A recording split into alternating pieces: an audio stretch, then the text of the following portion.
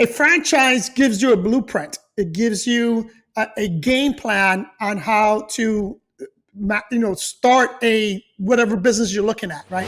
I bought my first property at age 18, and back then I did it very similar to what you did. Every couple of years I would buy another property. So at this point, I can work through booking automation like with my eyes closed, you know? People are afraid of competition. I'm not afraid of competition. If there's a lot of people if there's a lot of competition, the reason there's a lot of competition is because the demand is there. Welcome, my beautiful people. Today, I'm super excited because I have a very interesting guest. I'm going to have him introduce himself in a little bit, but to give you a little bit of a background, Corey Prince, he's a short-term rental operator. He's also part of the PMI family. So this is one of the reasons why I'm super excited to have another member of the PMI family here on the channel. Corey got into or became part of PMI in March of 2020. And without further ado, let me have Corey introduce himself. Tell us a little bit about yourself. What got you into PMI? What did you do before PMI? So first off, thank you for having me on here. I'm very honored. It's a pleasure. So my name is Corey Prince. I live in a town called Hendersonville, North Carolina. It's about 18 miles south of Asheville, up in the mountains, western North Carolina. Beautiful part of the country. We got it. My father and I own PMI, and we bought it because we were real estate investors, and we knew eventually we would need a property manager. And I just randomly got an email advertising for PMI, and I was like, "Ooh, what if we just owned the company that managed our properties?" and, so we bought the franchise in March of 2020. Before that, for 18 years before that, I was a hairstylist. So I was kind of in the hospitality business, not in the property management business, though. So and that was one of the main reasons I wanted to buy a franchise, was because I didn't have any property management experience. And I just figured by buying a franchise, I would kind of get that built-in kind of ground level, the systems already be in place. I wouldn't have to try to figure it out on my own. Awesome. And it ties into, because I just recently did a video on the difference or why someone should either franchise or start from scratch. And one of the key components to that is what you just mentioned, right? A franchise gives you a blueprint. It gives you a game plan on how to start a whatever business you're looking at, right? In this particular case, we're talking about the short-term rental management business. So those individuals that don't have the experience in the short-term rental management side, starting a franchise is a good way to go. And Corey's a prime example. As we go along this interview, you guys are going to really see that Corey is a superstar. He is one of our top franchisees in the short-term rental management side. But Corey, you stated that you and your dad were investing. Can you talk a little bit more about that? So yeah, so I was doing a lot of live-in flips to begin with my wife. We'd buy a house, live in it for 2 years, fix it up while we lived in it, and sell it. And then my dad and I were starting to buy long-term rentals.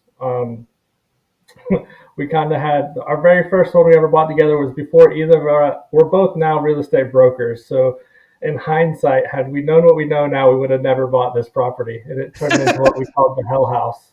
Um, what was supposed to be a quick, buy two properties on one lot, rent them both, and then move on to the next one, turned into like a 5-year project where we had to sue the broker that sold it to us because one house was actually a storage building that was not legally being used as a house, and we had to then go through the process of re-permitting it. and getting it to be an actual house. It was a thousand Wow. square foot storage building, according to the city.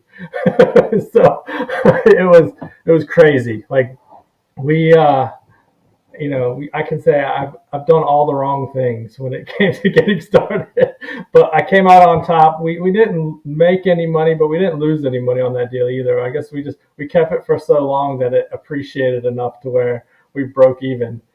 But yeah, so that was our first little foray into real estate investing, and then we sold that house, and that the money from that house, selling that, is actually what bought us the PMI franchise. Phenomenal. I'm going to touch on two things you talked about because it's very important, and it's really the basis for my story as well, right? Um, I bought my first property at age 18, and back then I did it very similar to what you did. Every couple of years, I would buy another property. Um, so I would live in it, buy a fixer upper, fix it, rent it, stay for 1 or 2 years, rent it, and then move on to the next property. Is that something similar to what you were doing? That is exactly what we're doing. Yeah. And people, I got to tell you that, I hear it all the time. Well, I don't have money to, I can't invest. I can't do that. That is one of the easiest and probably the best way to get started when you don't have a lot of money or when you don't have a lot of knowledge in investing in real estate. Because you have to live someplace, right?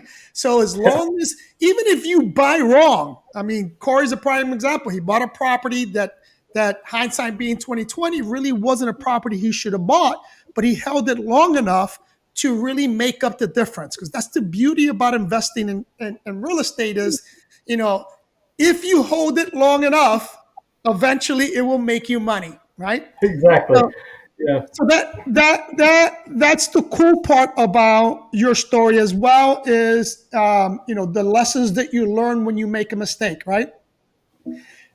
I preach this all the time. You cannot be afraid to make a mistake because that's how you learn. In fact, you learn Exactly. more by your mistakes than from your successes. So, 100%. anything else to add to that? 100%. I 100% agree with you. Like I would not be where I'm at today had I not risked and failed and then figured out how to do it right. Yeah, that's pretty cool. So, you kind of already touched on this next question I'm going to ask because you already mentioned that you got into the franchise because you didn't really have a lot of or a lot of short-term rental management experience. But um, before we got on, you mentioned that you actually started on the residential side. Tell me and tell my viewers, what's the difference between residential and why go into STR as well? So, I mean, to be honest, when I bought the franchise, you're supposed to interview all the pillar heads and decide which one is your best fit. You know, like every other real estate investor I know, I read Rich Dad Poor Dad when I was like 21, in the early 2000s, late 90s, early 2000s, somewhere in there. And long-term rentals were all I knew. So I talked to Randall Henderson and nobody else. I was doing long-term rentals because that's all I knew, you know? And so I started the franchise. I was still working my day job, as I called it. And I just wasn't getting a ton of traction, to be honest. I think it took me 3 months to get my first door. Um, we opened in June. About October, I got the chance to meet with a guy that was building an 80 unit STR community in this area. Wow. And I reached out to Marianne. That was the first time I'd ever talked to Marianne, and I was like, I need help. I don't know what to do. I don't know what to do. I ended up not getting the deal, but it made me realize how big STR is in my area. And I started looking at it. I was like, man, I should have started in STR. And so that's why in February of the next year, I added STR to my business, and now it's 4 times as profitable as my long-term side. Awesome. Let's dive deep into that because that two things are very interesting with what you just said. The other thing that I always talk about is is people are often surprised how profitable STR is. And more importantly, people are surprised that it's profitable, and let's say in a specific area. So, for example, in your area, you had no idea how profitable the STR business is in your particular area. I'm a little fortunate because I'm in South Florida. South Florida's always been known as a vacation hotspot. But I mentor and I consult with people that are in remote areas and areas. And when I even mention STR, they're like, I don't think anybody will be interested in coming to this area. And when we dig deep into the numbers, they're blown away. So talk a little bit more uh, about that process.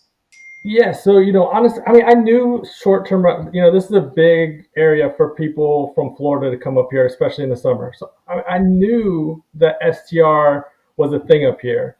I just, in my head, real estate investing, property manager does long term rental. You know what I mean? And so I didn't even think about it. Once I did, I realized I was like, there was a property that just sold here for $20 million. That was all. It was like 10 STRs. They had 100 million followers or 100 million likes on social media. I mean, it's just insane what this area is. And the more I've gotten into the STR business, the more I've realized that those, like, one of the franchises we own is in Winston-Salem, North Carolina.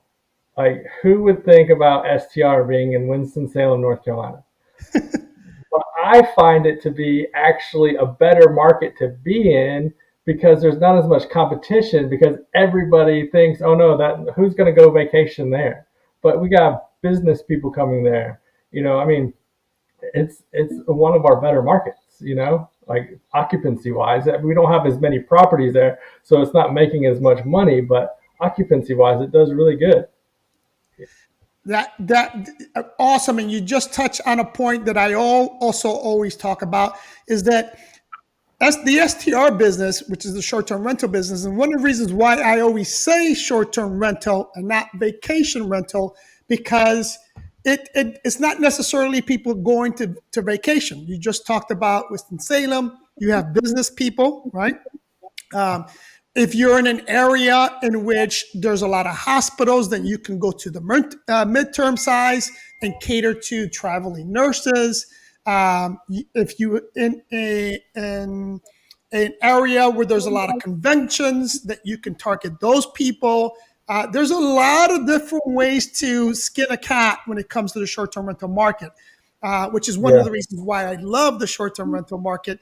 The home run would be if you can find a market or an area in which you can get all three, right? You can hit vacationers, you can hit business people, and then you can hit. When I say business, if you have a big company in an area where people have to come and travel to work there, you can hit that. Or the other one would be in the midterm market area, which I also consider as short-term rentals. But Yeah. awesome. So let's talk about that. Give me what, like, in your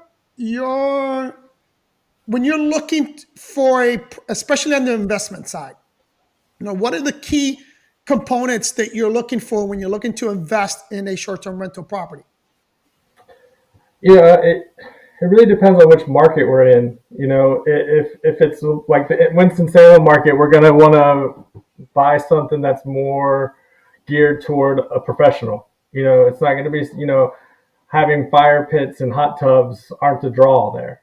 You know, but like in my market here in Hendersonville, it's more people coming for vacation. So, and there's a ton of rentals here, so it's all about creating a unique experience, something that is going to set yourself apart, because if there's 5,000 other 3-bedroom houses on the market, and so unless you can set yourself apart, the person coming in the area is just going to pick the cheapest one.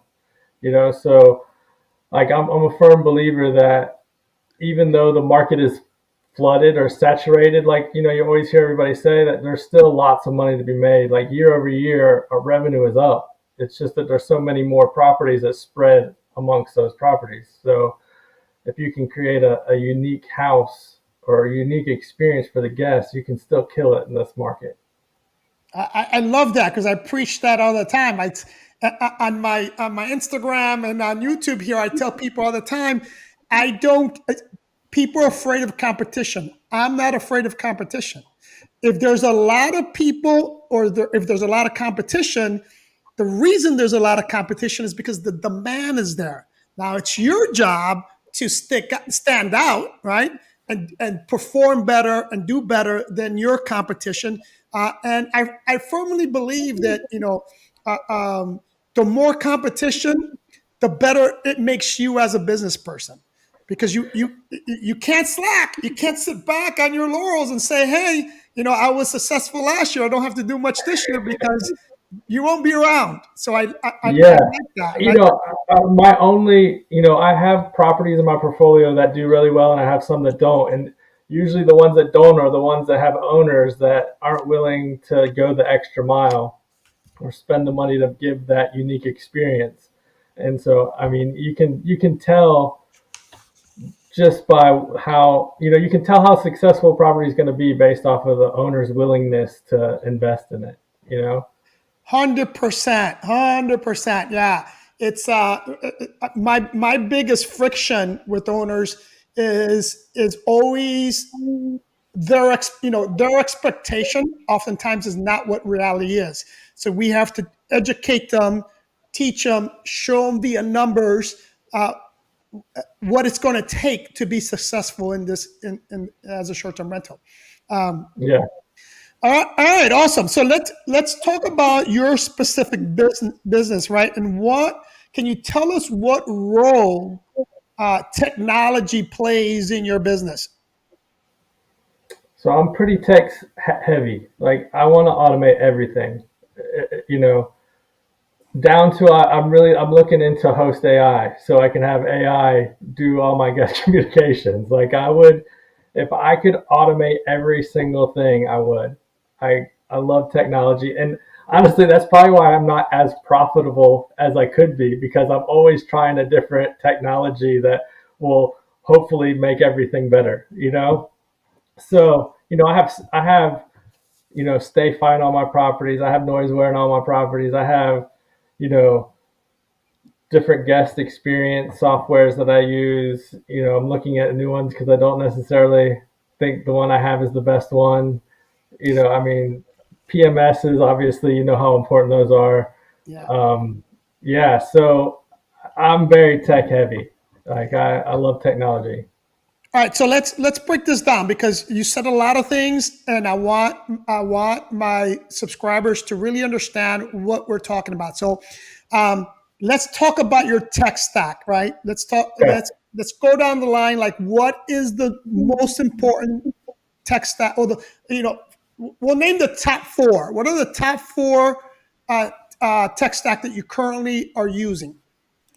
So, obviously number one is our PMS, which is booking automation. It's like the hub that brings everything else together. Um, so booking automation and charge automation, which are basically the same thing. That's the number one. That's like the center of the circle, and then everything just kind of feeds off of that. The next would be DAC/Operto.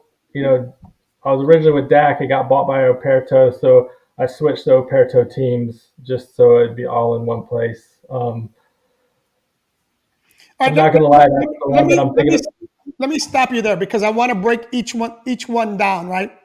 So Okay. you're currently, your PMS system is booking automation, and you Yep. combine that with charge automation, right? Yeah, they're the same company. Like one is for the bookings and one is for the money collection. So they just kind of synergistically work together.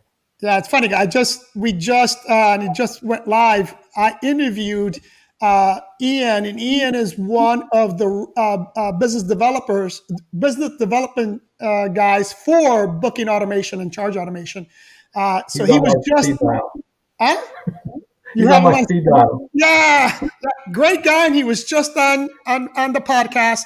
We Yeah. talked about that, so I don't want to dig too much into the PMS because and charge automation, because we already did that. But let's talk about, you talked about DAC. and now Yeah. it's a portal, right?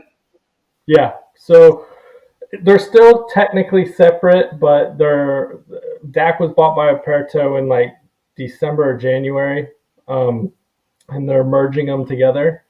DAC was awesome. I've used it since September of 22. Yeah.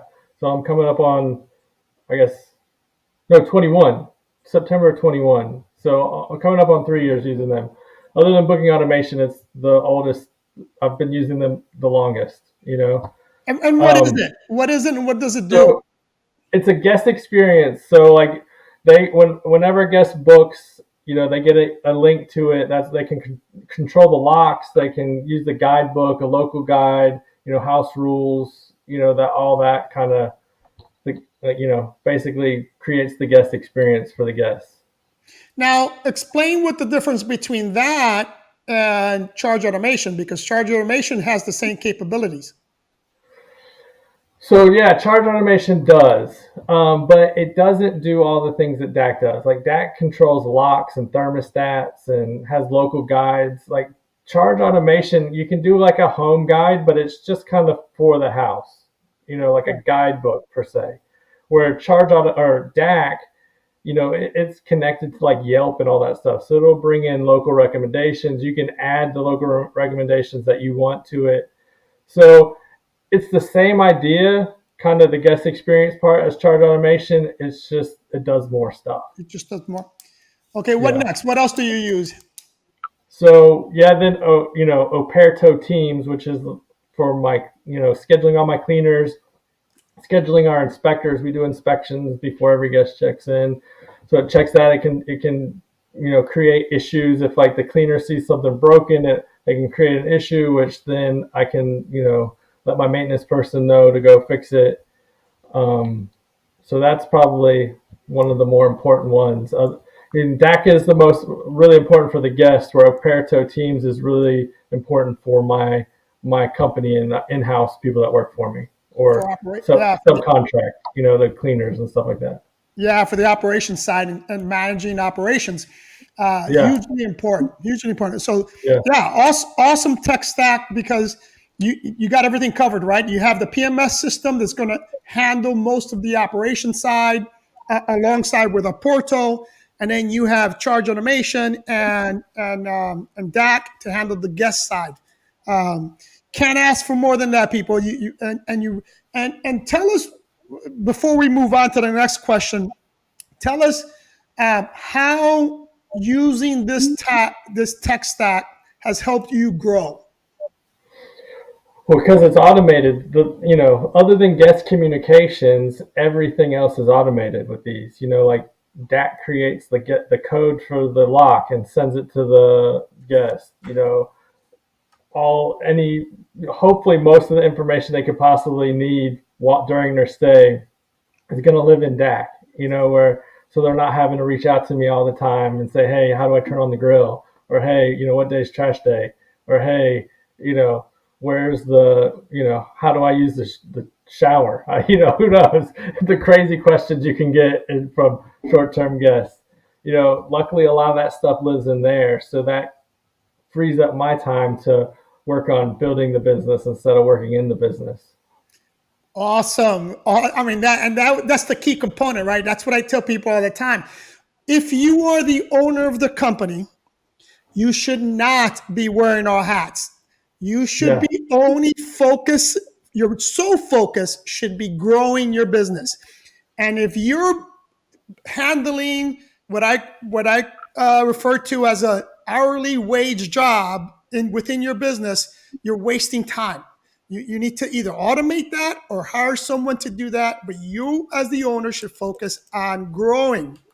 So yeah. I'm finally getting to the point where I can do that. Like I finally made a couple key hires that can have taken most everything except I still do a decent amount of the guest communications just because I hired a, a, a company to take care of that, and I, I like doing it better than the way they do it. So I'm trying to find a better option for that right now. Well, you briefly talked about it that you're looking into it. Like we already have AI doing our guest communication, and believe it or not, if once this is the crazy part, and once and we're using Host AI. I don't know if you're familiar with that company, but we used Host AI, and the crazy part is that they actually oftentimes, not oftentimes, the majority of the time, will answer a question once they learned it better than you will. It's I know. it That's is what I've heard. That's why I really want it. Unfortunately, Host AI doesn't work with booking automation. So yeah, I'm trying to find a workaround, you yeah, know? yeah. Once you have that, once you have, I mean, I think it'll make it'll really separate you and really free you up for a lot of things. Now you'll still like what we did was we used to have four virtual assistants to handle customer communication. I dropped that down to two using Host AI because in the beginning they need to learn, and the way we had it set up is that we still needed to approve the answer, but within it only took us almost 2 months, a little less than 2 months, and then the system had again. I would read the responses. I'm like, man, they responded better than I would have, you know. That's why I love AI. Like I've started using Chat GPT to like respond to my emails because, or like, you know, you get a bad review on Google and they write such a good response to it that you're like, Yeah, I don't even need to do anything, you know? yeah. You're gonna experience that again when you get an AI to do your guest communication. And I tell people all the time because sometimes they'll when they see how much a tech or some whatever it is, it could be your PMS system, or it could be like a Porto, or in this case, Host AI. When they look at the cost, a lot of times they're like, "Is it worth it?" And I'm here to tell you, it's the ROI on that is huge, right? And don't go cheap, right? I we discussed this when I had Ian on the podcast on how there's a lot of PMS systems and some much cheaper than others. But at the end of the day, it has to fit your needs. Like for example, I don't use booking automation. I used Hostfully as my PMS system, and in terms of cost, it's the same. It's actually a little cheaper using Hostfully. But the only reason why I keep Hostfully and I haven't switched with another system is because it costs me too much, and only because my operation is so large. It would cost me a lot of time and money to retrain my staff. It's it does you no good to bring in a tech or new technology, not use it to its full potential, because you don't have the time and the staff and or mainly the time to learn it. Right? You should whatever you bring on, it's going to take you a little bit to learn, but you need to learn it. You need to master it before moving on to something else. Um, and I learned that the hard way. My first when we first and I've been with PMI a little longer than you have. And when I first came on PMI, we didn't even have a tech stack. Like the pillar didn't exist.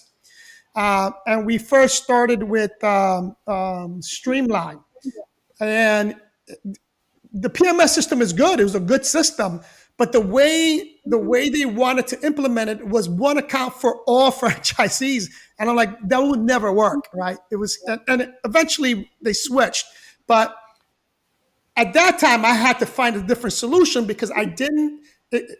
Streamline was a little complicated to teach, and I don't know if you experienced this, but we experienced it down here. Um, Turnover in personnel is high, especially on the customer service side. So we had a lot of turnover, and every time I had a new employee to teach them the system was taking too long. So I had to find something that was very easy to learn, but had all the necessary components that I needed to run my operations. So I stuck with Hostfully, So when booking automation came on to PMI, I was too hesitant to switch, and then and then gladly I was happy I didn't switch initially because we went through a lot of struggles in the beginning with booking automation, so I didn't have to Yeah. go through that heartache. And then now it's just very difficult for me to switch. It really has to be a much better system, but more importantly, the system has to be more or easier to use before I can switch to that. And that's what you're going to find when you go to AI for your customer service, especially if you find one. The implementation is super easy. There's really not a big learning curve. The system is the one that's going to take a while to learn, and all you have to do is make sure you teach it as it goes along. And the more you interact with it, the faster it's going to learn, and the better off you're going to be in the long run. So that's really good. I really hope you find that solution for your AI, for your customer services. You're going to love it, man. You're going to really love it. Yeah, I mean, I think the third person to use booking automation in PMI. And so at this point, I can work through booking automation like with my eyes closed, Yeah. You know, so I would be hesitant to leave booking automation, but there's a lot of things about booking automation like, you know, it doesn't have a lot of the cool bells and whistles that a Hostfully or a Host Away or Streamline or Guesty or one of those other bigger companies have. And sometimes I wish I had those. Like the unified inbox would be awesome. Yeah, yeah. No, I feel your pain because I was there. I've been there. But like you just said, man, if you're better off with a system that doesn't have all the bells and whistles if you know it in and out, versus one with all the bells and whistles and you don't know it and don't know how to optimize it, right? Yeah, exactly. Yeah. No, I mean, like I said, granted, probably takes me a little bit longer to create a listing than it would in Hostfully or one of those, but It's I like can do it without even thinking about it at this point. I've gotten so good at it. I have, you know, I have people reaching out to me all the time on how to do things in booking automation because I've made all the mistakes, so I know how to do it now. Let's talk a little bit about your team. Like, what what consists in your specific team? So it's my father and I. We own it. So my dad. He's retired, so he helps me out as much as he can, but like he doesn't want to talk to owners. He doesn't want to do that kind of part of the business. So he kind of focuses more on like the back end, like operation stuff, like inspections and stuff like that. Mhm. Um, I just recently hired what I'm calling an operations manager. So she's going to be the one now that does all the booking automation stuff, revenue management, where I was doing all that before. So that's kind of taking that stuff off my plate. And then we have two other inspectors. I just recently hired an in-house handyman, like in-house maintenance for the company. And then we have three virtual assistants. Nice. Okay. Yeah. Not too far. I mean, we have a lot. I mean, my staff is a little bigger, but we also own like we expanded. Like my landscapers is my company, pool company is my company, pest control is my company. So like we started to do a lot more acquisitions on the instead of having vendors, we brought it all in house. So we do. That's the goal. Yeah, yeah. So we did that, but just like you, that's how when I first started, and I was working with vendors. It was only myself. We had an operations manager, and then we had two managers, and then we started with one virtual assistant, and then we went up to four. Now we dropped that to two virtual assistants, uh, and we have like nine property managers. But I also have operations managers in Colombia and then in Europe because we went out that way. But tell One me, thing I will say, it's not part of PMI, but I do also own a cleaning company that yeah, my wife runs. yeah, So Yeah. So I did bring the cleaning part in house, at least, kind of, sort of. And I'm glad you did. I mean, that was my first acquisition, was the cleaning company. That my first Yeah. the company that I used, that I had hired as my vendor to do my cleanings, I bought them out. I'm like, listen, I want the company. So I ended up Yeah. I So ended up being, we bought. Oh, sorry. no, no, no, go ahead. I was gonna say we bought a cleaning company, like an existing cleaning company in 2022, and we're buying out one of our competitors right now. That'll kind of almost triple our business. So Nice. Yeah, that's yeah, good. But keep doing that. I think that's the best way to that one of the best ways to grow is that again, we started with the cleaning company, then I was looking at the numbers and I'm like, screw it, we'll buy a landscaping company. We bought an existing landscaping company and now we service our own properties. And then the next big one, which is, and this one is, I wish I would have known this years ago, is the pest control company. Uh, Pest control is very, very, very profitable. So that was a very, I wish I would have bought a pest control company years ago and got into that business. So it's a good business. Let's, yeah. Our next acquisition is going to be a laundromat, so that we can do all of our linens in house, and then have somebody else pay for the business, so we get free nice. laundry. Yeah, yeah, yeah. I unfortunately I could not do that because we're so spread out. Uh, like we're really spread out, Yeah, like from even in South Florida, like it would it's like almost a 4 hour drive from the north end to the south end of where we're at. So we're so yeah. spread out. So but man, if that works for you, man, that'd be awesome. That'd be great. Um, let's talk a little bit about branding and marketing. Now, as a franchise owner, don't really have to worry about branding because the franchise is going to focus on the branding aspect of it. But specifically, how do you brand your franchise? And more importantly, what type of marketing do you do for your customer acquisition? So I tried to follow the PMI blueprint as far as marketing goes, and it didn't really get me very far. I'm not gonna lie. Um, in the beginning, I was a realtor for years before I bought PMI. So initially, I had every realtor's email address, so I just would email them all the time, say, hey, I'll give you some money if you refer me a property. Um, and that's really helped in the beginning. That's how I got most of my business.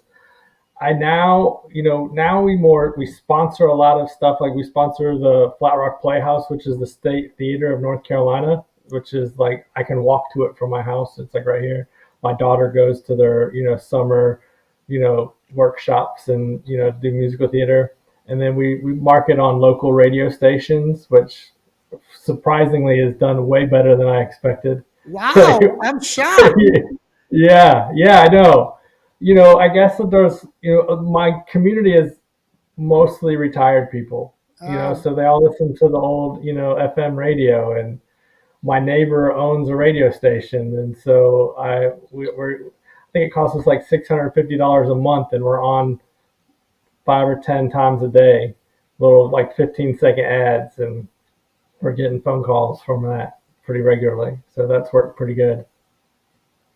Wow, that's. I mean, I'm shocked. I mean, it makes sense that you mentioned that your community is an older crowd, um, because down here that definitely did not work. We like most of my marketing is comes from social media. And you mentioned this before, but I want to really touch on this as well. Is that you talked about how it took you 3 months to get your first door, right? Let's Yeah. talk about that. And then once you got your first door, and how long did it take you to get your second? How long before you were profitable? Okay. So, long-term rentals, I think to break even in my market, I needed something like 45 long-term rentals. You know what I mean? And so I think when I finally quit my day job and went full time doing this, it was about 18 months after we opened PMI, and we had, I want to say, about 35 or 40 long-term rentals and 10 vacation rentals. So, or short-term rentals. Those 10 short-term rentals, you know, did double the revenue that the 35 or 40 long-term rentals did. So I think to break even, I really only needed like 5 vacation or short-term rentals, you know? So, um, yeah, so then I brought on a full-time property manager for the long-term side. I don't even deal with that anymore. I just let her handle it, and I just focus on short-term. It's more in my wheelhouse. You know, like I said, I did hair for 18 years, so in the hospitality business, I'm used to dealing with people. I like to think I'm pretty good at it, you know. So, like, it just fits my personality a little bit better. That's phenomenal. I tell people all the time. I didn't become. It took me longer than you. I didn't become profitable for 2 years after starting my company. Before I became profitable. Now, and like you, I didn't start. I did not start full time. I was, I still had a full time job. There was more of a full. I mean, I called it a full time job, but it was more than full time. I was average working 60 hours a week, trying to do this. And when I first started, the only reason why I was doing okay was because I had already owned at that time. I believe I had 20 something properties. They were mine, and I converted those, and I was doing that. But I didn't get my first door per se that wasn't mine probably a year in. And then it took another year before no, probably another 6 months or so before I started to get traction, meaning because I got my first door, and then a couple of weeks I got another door, but I didn't start to blow up like getting 4 or 5 doors a month and for another year. So it took me Wow. a while. It took me a while to gain tractions on managing other people's property when I first started. But the key for me was going full time. If I would have Yeah, me too. yeah, you too. Yeah, so I mean, like I said, so 18, so what was it?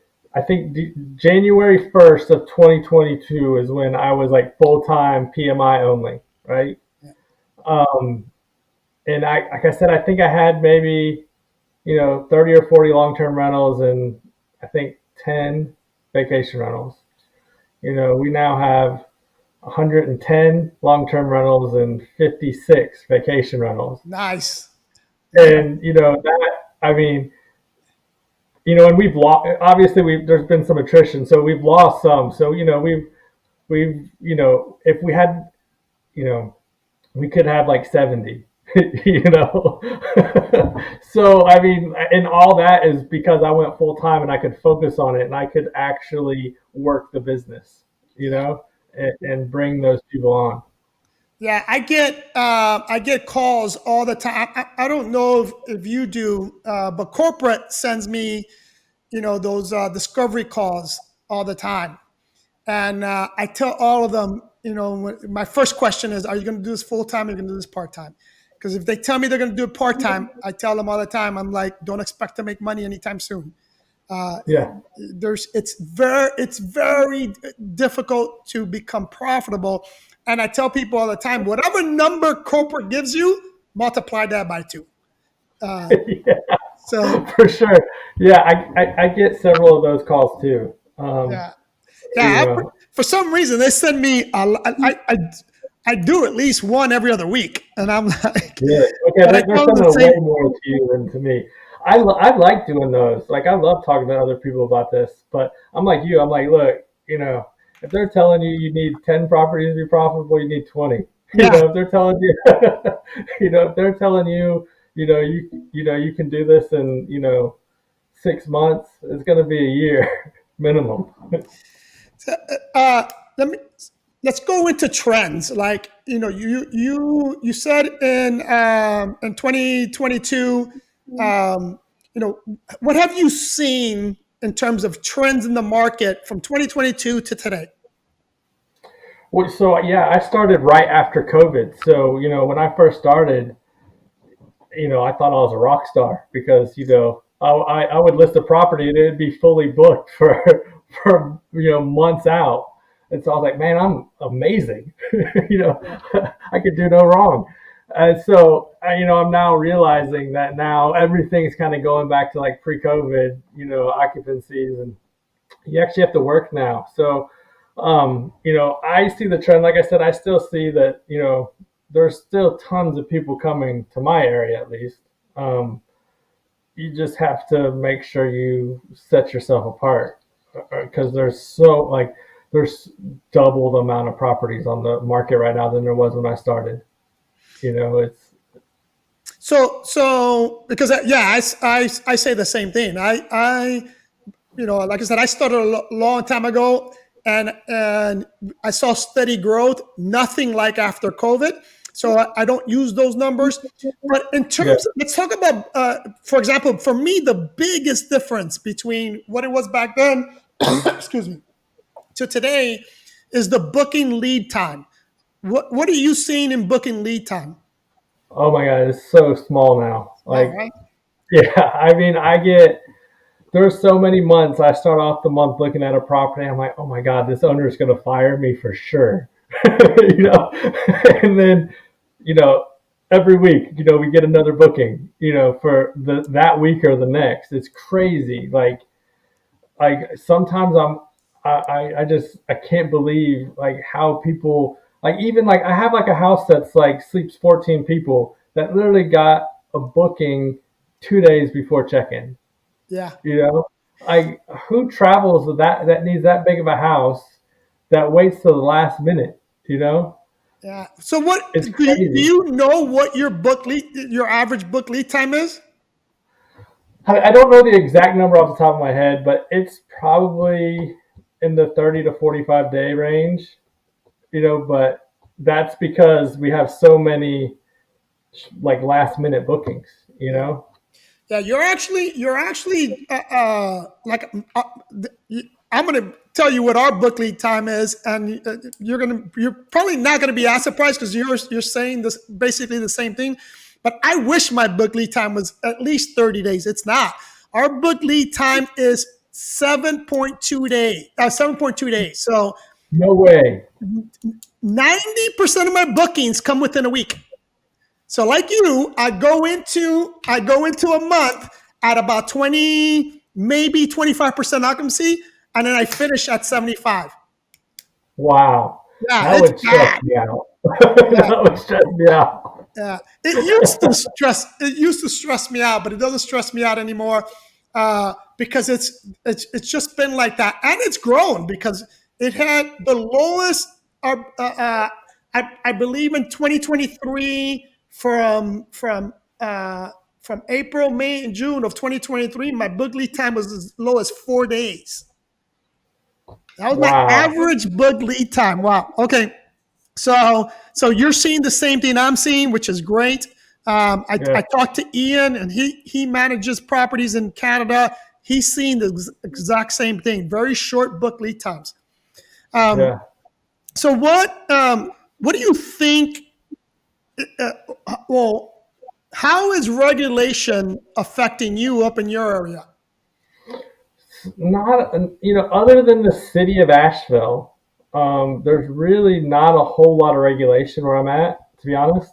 Um, like the city of Asheville, unless you live in the house and are renting like a ADU or something like that, you can't do less than 30 days. Unless you're grandfathered in, anything before 2017 that was a vacation rental is grandfathered in. But other than the city of Asheville, there's very little regulation where I'm at. Yeah, no, It's more you're it's you're harder to very deal with the lucky. HOA than the municipalities. Yeah, yeah. From that standpoint, you are very, very lucky because there isn't a single city, and and from I want to say as far north as Ocala, all the way down to the Keys, that doesn't have some type of regulation.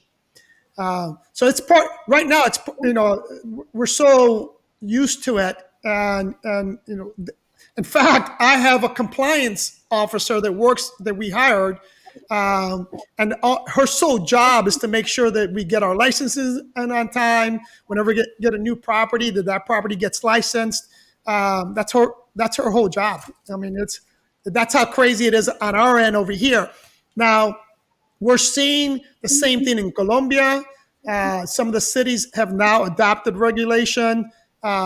Same thing we're seeing in Portugal and Spain. They're adopting regulations. So regulations are, if you're not seeing it yet, eventually we're all going to see it. It's going to be part of the business.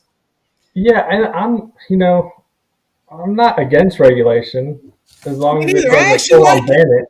Yeah. Yeah, I think in most cases it kind of helps, but yeah, luckily I don't have to deal with it. I have Lake Lure. I have to get a $300 permit, but you know, once you buy the permit, you don't have to do it. Like, it doesn't. There's no real restrictions. you Yeah. know. I'm with you though. I'm a I I'm a fan, not a fan, but I don't mind regulation. I just don't like when it's over regulated. Like Yeah. Asheville having that 30-day minimum. It's BS. I don't regulate it if you want. Have standards. I'm for that, but to limit someone, I'm not for that. And I've been to Asheville. That city has I want to say in the last 10 years, it's a completely different city. It's Yeah. I way mean, different because than I when, grew up I, here, yeah, like Asheville. It's always been a little unique and it's eccentric, but I think it's going in the wrong direction. I Like agree. you know. I agree. In fact, I was just there. I was just in Nashville maybe 2 or 3 weeks ago. Um, and I agree. It's just not the same place that I visited 10 years ago. It used to Yeah. be a phenomenal city, but anyways. Um, let me ask you this. Let me ask you a couple of more questions, and then we'll call it a day. Um, Okay. what what do you think is your biggest challenge as a short-term rental operator? You know, I think because I was so resistant to hire people because I thought I had to already be making the money to hire them to that I got so in the weeds that I was trying to do everything you know and that was my biggest hurdle was changing my mindset to where, okay, maybe we won't be as profitable this year, but we'll hire this person before we can really afford them so that we can grow into having them. And that's been my biggest hurdle is getting the right mindset of owning a business, not working a business. Yeah, yeah, yeah, yeah. I'm glad you mentioned that because I preach that all the time. And I tell all the business owners that I work with is you have to hire, and I always tell them hire before you think you could.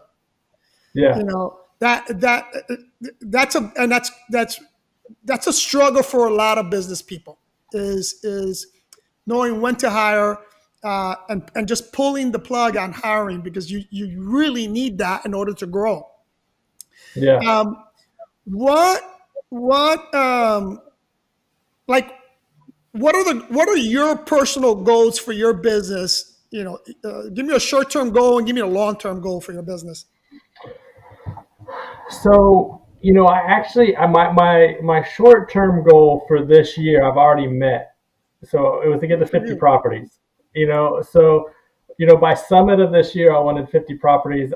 I'm at 56. So I've already met my goal for this year. My longer term goal is by year 5, so February of 26, I want 100 keys. I want 100 vacation rentals. That's what I'm working for right now. You're gonna that I'm gonna tell you because getting that 100 was my goal for a long time until I got it, man. But when you get, it's very hard to achieve. Once you get into the 90s and you're like, oh, I'm almost there, then you'll get some people leave. And man, breaking that 2-figure mark was so difficult for me. I'm praying that it doesn't happen to you. Hope you get there much quicker than I did. And you probably will, because you're definitely in a better situation than I was. So I'm gonna be rooting for you there. We're gonna Thank close you. with this question. What Okay. advice would you give a new short-term rental operator?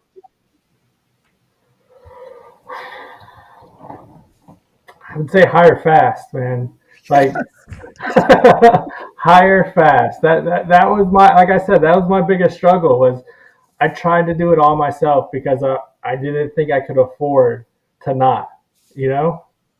And just I mean, I've only had the operations manager in place for 3 months now, and it's already freed up so much time, and having three inspectors instead of one. It was my dad doing it all, and I would have to fill in when there was more than 3 or 4 properties checking in at the same day. Wow. So just hiring people that do the hourly jobs. Like, there's no reason I should be doing a $20 an hour job. You Correct. know, like, and so that it would be my suggestion to new property managers, like, hire before you think you can. Awesome. Great advice. Corey, how can someone reach you? What's the best way to get a hold of you? So, I'm on social media, but I do not have the presence you have. So you can find, I'm on Facebook and Instagram, Corey Prince. I think it's like C Prince 77 on Instagram. But the easiest way is just Corey at PMIBlueRidge.com. Just email me, or, like, I would love to have your social media presence, but I'm not that guy. I'm not gonna walk around with a camera and video myself. I'm just I don't have that gene. Like.